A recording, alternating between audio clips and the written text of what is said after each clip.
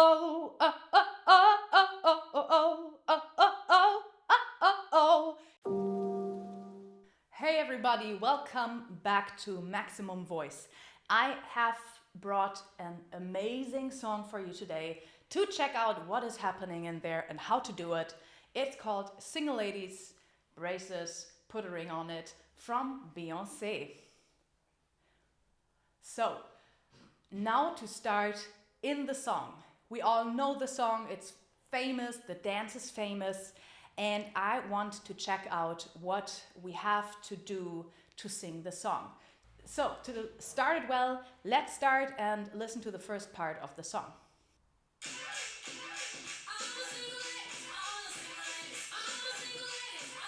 So to just start with the entrance, she's going in all power. So don't even try to go into this song without having the right attitude, because she's not starting silently trying to reach anybody. She's shouting out into the world, "Oh, the single ladies!"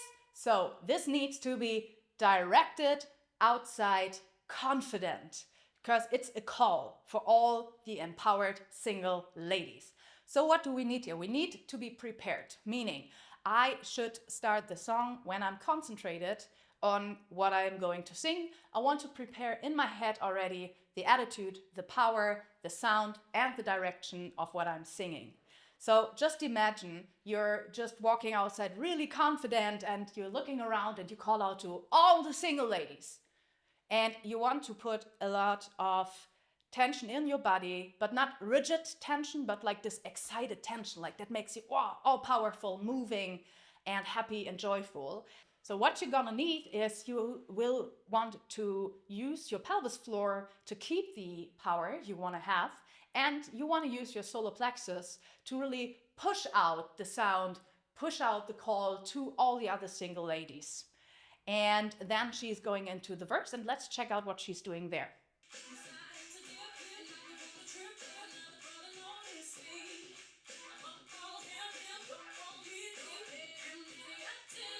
So we continue. We don't have maybe the same tension and power like in the calling entrance, but right now you have this steady power that you also see in her dance. She's really keeping her core very steady, keeping her legs flexible. Everything else is flexible. It's an empowered position. She's calling out about how are things where she is in the club.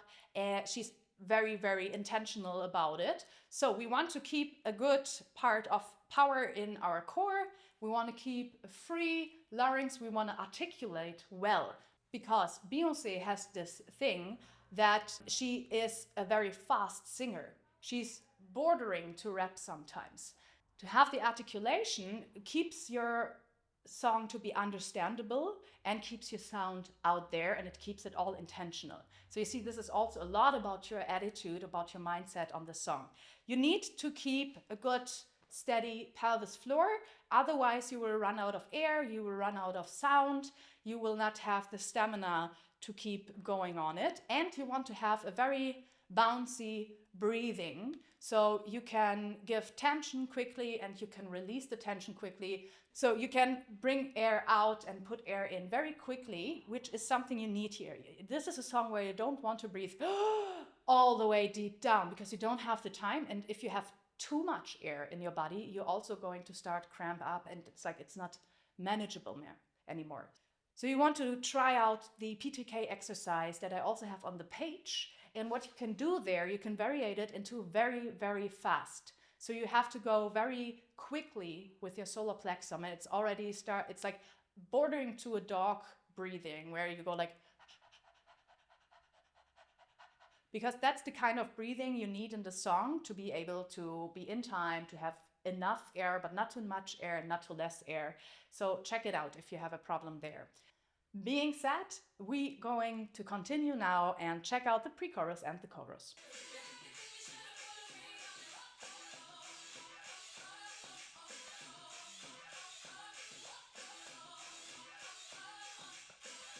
Okay, so the chorus needs a lot of solar plexus work. It's also very fast. You need, again, a good basic tension in your core, a good flow, a good articulation to get it out. But especially in the later part of the song where she's going, oh, oh, oh, oh, oh, oh, oh, oh, oh, oh, oh, oh, oh, oh, you need all your solar plexus to hit those notes out. You need a glottal onset. A glottal onset means that your vocal cords are fully closed and not slightly open, not completely open. Just quick explanation here. A glottal onset is when I'm talking, when I'm just doing what I did, like, oh, oh, oh. If you have it a little bit slightly open, it's more into a whispering. Ha, ha, ha, ha, ha, ha, ha, ha, ha. So you don't want that. You want to have this glottal onset and really going with like the hits of your solar plexus. They're pushing out those notes. So it's really like, oh, oh, oh, oh, oh, oh, oh, oh, oh, oh, oh, oh, oh, oh. So it's really short attack, slightly running out of the note, and just keep it moving, never get stuck there. We check out the rest of the song. Let's see if I find anything other happening in the next verse and in the rest of the song. So, listening to the second verse plus the chorus again, it stays basically the same. You want to check for your attitude, for your energy. You want to check for your airflow. You want to have a good core tension that makes you able to sing all those things. You need a good breath. But I did explain that before. What we are going to check out now is the bridge, because she does start changing some things there.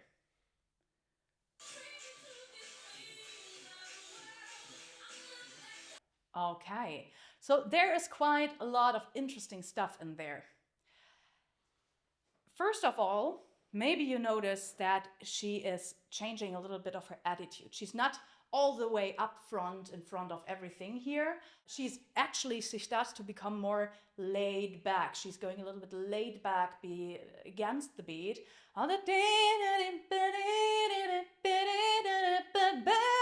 So she's really laying into this beat that she's having. She's taking kind of like a backseat position from the security she's having, and just lists up like what she wants, what she doesn't want. So there's again confidence.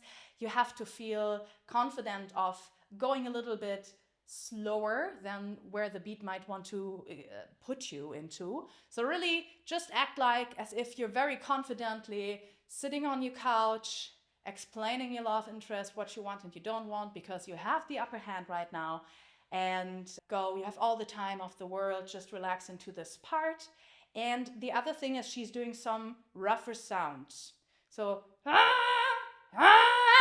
all those cringed up sounds from your vocals. So that is something that you have to be a little bit careful about. You don't want to press it out. You don't want to force it out, because you have to put some restriction on your vocal cords, on your larynx now, to produce these raspy voice things. What's happening is like, you try to go into an emotion, either a good emotion or a bad emotion. I don't know what is working more for you, and try to make this sound or anything like that that's coming naturally from you, and you can use it.